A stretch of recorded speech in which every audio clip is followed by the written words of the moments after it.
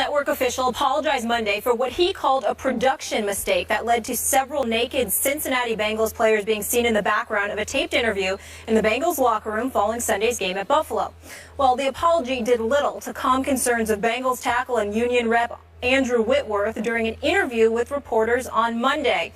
He said this is a big issue for me. This is my office space. I shouldn't have to change in it and be in front of people I don't know or really don't have any purpose of being near me other than the fact that they're interviewing other people. If I was a woman, this would be a completely different subject and it would be a complete firestorm. We can't always just serve women and everyone else. Men deserve a right too. We have rights. We have privacy. We deserve all the things we want as well. As a man, I think it's right the policy is changed. Gentlemen, you have spent decades in locker rooms. What's your reaction, Stephen A., to Whitworth's comments here? Well, I don't totally agree with him, but I appreciate his sentiments. And I appreciate his courage in expressing what he expressed. If we want to be honest and forthright in what we have to say, Skip, Molly, the reality of the situation is there are an abundance of modifications that have taken place in the world of sports, and it largely pertains to women. Yeah. We do understand they were necessary. We do understand it was the correct thing to do. Yep. But the level of sensitivity that has been heightened in an effort to cater to women has been at the expense on occasion of some of the things that men have to endure. You know, you have to watch your mouth. You have to watch your language. You have to watch the way things can be perceived, even though they may not in any way reflect what the perception is that may be out there in terms of God's behavior and things of that nature. There's all types of stuff that goes on that affects men in this day and age. And what Whitworth is saying is that, well, what about the concerns that men have? Yeah. And so when he brings that up, I can appreciate his position because it almost seems like in a flagrantly concerted effort to appeal to women who, by and large, let's face reality, we're being honest, were treated unfairly for a vast majority of time in the world of sports in terms of locker room access and things of that nature. The flip side to it is that, you know, men now find themselves in a precarious position of having to mind their manners and be careful about every little thing once you get off the football field and what have you. And he's saying, my God, this is our office space. We got to watch ourselves because we don't know how anything is going to be perceived. Like if he's walking around and he doesn't have any clothes on and there's a woman in the locker room, well, he's like, now we got to put a towel on. We got to do X, Y, and Z. Now, I understand his position. Here's where he's wrong. Is that really a big deal? Don't you, is it modification necessary from time to time? Do you really have to go with doing things the way that you always did it just because you always did it that way? And by the way, I also think that one of the things that he's ignoring is the lack of consideration professional athletes tend to have towards the media. I am in a beautiful position. Skip Bayless is in a beautiful position. You're in a beautiful position. But by and large, most folks in the media are not sitting in the privileged position that we're in. They're not making the same amount of money. They're not on national television. They don't have the same voices, the level of access, etc., etc. So as a result, most folks in the media are working their tails off, just trying to do their job, trying to get an interview as quick as they possibly can so they can get the hell out of there, write their articles, and go home. And go home. And these professional organizations, and the athletes, but also primarily the organizations and the leagues who I don't believe, you know, are considerate enough towards the media, foster this mentality where the level of disrespect is so flagrant that one can't help but sit there and look at them and say, what the hell is wrong with y'all? You know, when somebody, listen, you come off a football field, you can take off your pads.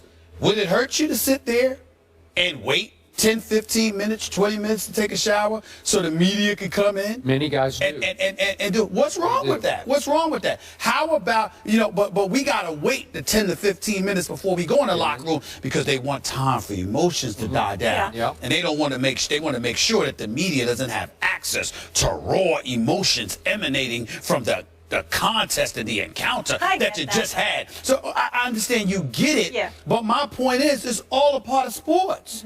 You know, listen, here's the thing. and I've often said this to Skip, and I'll say it again on national television. I have said this facetiously. I do not mean this in any way. But I have sat there and said, ask them about their wife. Ask them about their family. Ask them about a girlfriend or something like that. Because how can you have a problem answering questions about sports? This is what you do. So if you're going to make a big deal about that, well, then let me give you something to make a big deal about. I'm confused. I don't mean it literally. I'm saying facetiously, ask personal things to irritate them. You're saying so this you is can not understand. a big deal. This is not a big deal. Okay. It's not. What I'm saying is I'm not saying it literally. Yeah. If you come to me and you ask me about something that I said on First Take, this is what I do for a living. Yeah. You have every right to ask. But if you ask me about my personal life, I might curse you out. Yeah. So if the media is not coming in there to ask you about your personal life, and they're coming in there to you to ask about the game, why do you give them such a hard time?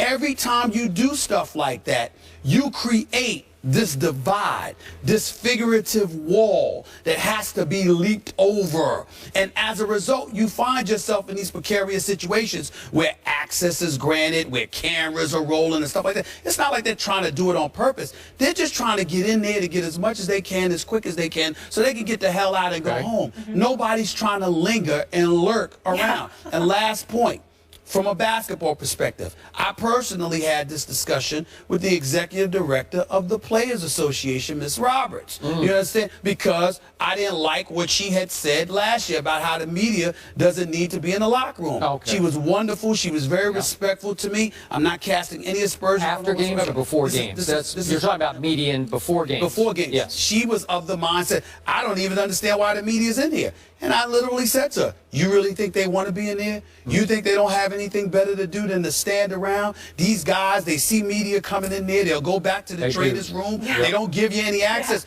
Like you really want to be around them and you don't have better things to do. Maybe if you sat up there and spoke to them for a few minutes and gave them the access, they'd be done with you and they'd move on. Would. Trust me. Agreed. And I think these are the kind of things that need to be said. Okay. Appreciate everything you just said. Now, back to Andrew Whitworth's problems with this process. I sympathize. In some ways, I empathize because we have been part and parcel of that uncivilized process that we get forced to go through. Oftentimes, especially earlier in my career, I found it not only uncivilized, I found it unproductive because for those who haven't experienced it before, there's a media crush, especially around the star players. So if I can go back to my days in Dallas with the triplets, Aikman, Emmitt Smith, Michael Irvin, you try to go interview them after a game at their locker, and it's just a madhouse, and it's microphones stuck over microphones, and I'm a columnist, and I just want to hear, I actually want to get this guy off to the side and get something that, as you would, to get a little insight from that guy, but I have to wait out the scrum, and the scrum is out of control, and whoever's trying to dress beside Troy Aikman or Michael Irvin, they can't even get to their lockers, and they're mad about it because they want to go home. The game's over, and their families are waiting outside in the tunnel, right? And so there's got to be a better way. Well, for a while, Tex Schramm, the late, great Tex Schramm, kind of the godfather of the Dallas Cowboys, he decided when women needed to be in the locker room, remember, he had a coach in Tom Landry who said it was against his religious principles to have women come in to where men are trying to get undressed, right? So Tex Schramm said, let's create a room across the hall that will be the interview room, and we'll have little podiums for all the players. You guys request who you want to come across the hall, and you can interview them civilized. The defense will come over with bathrobes on, and then the offense will be getting dressed and come over in their suits, coats and ties. Okay, it works fine, except some of the players would say, you know what? I'm not going to make that walk across the hall today. I don't want to talk to these idiots.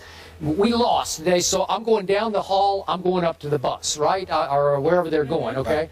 They're going to their cars. So my point is, I don't know a better way than this. And what Andrew Whitworth has to get through his head as the player rep, that what happens right after a game in the media availability, what happens on Wednesday and Thursday and Friday, media availability, is crucial to the lifeblood of the National Football League. Am I right about that?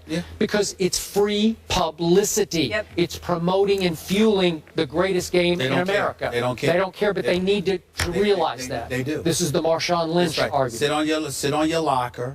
You know, I guarantee you sit there for 15, 20 minutes after a game. I promise you, people will get in and out as quickly as they possibly can for the most part because they don't have a desire. They want to get their work done and go home. Yep.